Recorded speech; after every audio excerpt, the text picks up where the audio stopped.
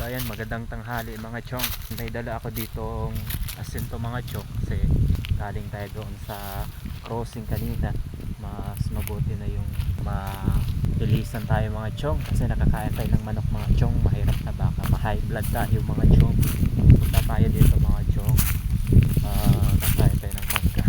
Papakita ko sa inyo dito mga chong yung mangga mga chong. Ayun, sobrang matarik dito. So ayan, nag sunglass po tayo mga chong, no? Dahil may diferensya na yung ating mata. So ayan mga chong, sobrang asim yan mga chong. Ito pala mga chong, oh. Isa ng piraso na lang mga chong.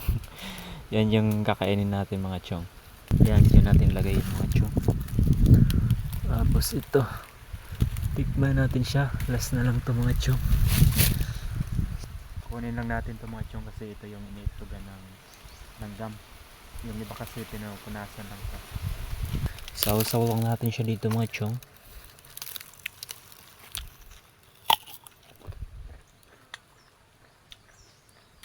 Sarap. Ito lang yung asin. Kaya mga chong, hindi po tayo naka-laot kagabi dahil sobrang napagod tayo doon sa ating ginawang vlog. Yung nagluto tayo ng ginataang langka. So napagod tayo doon. So kaya kinondisyon natin yung katawan natin. Baka mamaya makalaot tayo. Matagal na pala itong mga chong mangga na itong mga chong kasi dito kami mga chong, yung dati naming bahay. Tapos ito yung lolo ko nito ang nagtanim. Ayan mga chong, yung nakikita nyo sa akin mga chong, yung kuya ko naman nagtanim ng mga chong. Dito kahit minsan kumukuha ng puso kapag ginugulay natin. Masarap pala kumain mga chong ng mangga kapag karne yung kinain mo. Ayun, dadagdagan pa natin ito mga chong. Ano pa dito? Ito hindi siya guwang mga chong, so pero ang guwang galang malaki. Ayun o. Gamit tayo ng panukit mga chong. Ayun, sambutin natin yung malaki. Ito na. Ay, malaki pa nakikita. Ayan mga chong. Yan yung kukunin natin. Ayan, laglag ng mga chong. Ayan o. So ayan mga chong, mga dalawang piraso na yung ating nakain pero hindi pa din tayo nahimasan mga chong, pero parang hinahanap pa din natin yung isa pa siguro or dalawa kung kakayanin pa ng ating bibig mga chong. Kain pa tayo ng mangga. So ayan mga chong, nahimasan na tayo mga chong. Yan, tatlong piraso lang yung naubos natin, hindi na natin kinaya kasi yan nararamdaman natin yung parang numinipis na yung ating ngipin.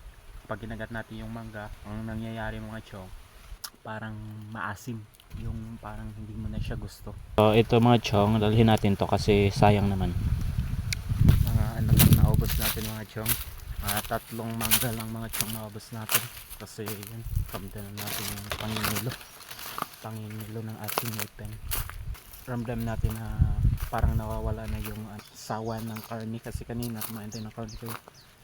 Parang ano na siya, baga yung mangga mga chong, yun yung magiging baga yun yung tutunaw sa karne mga chong kasi may acid yung mga chong.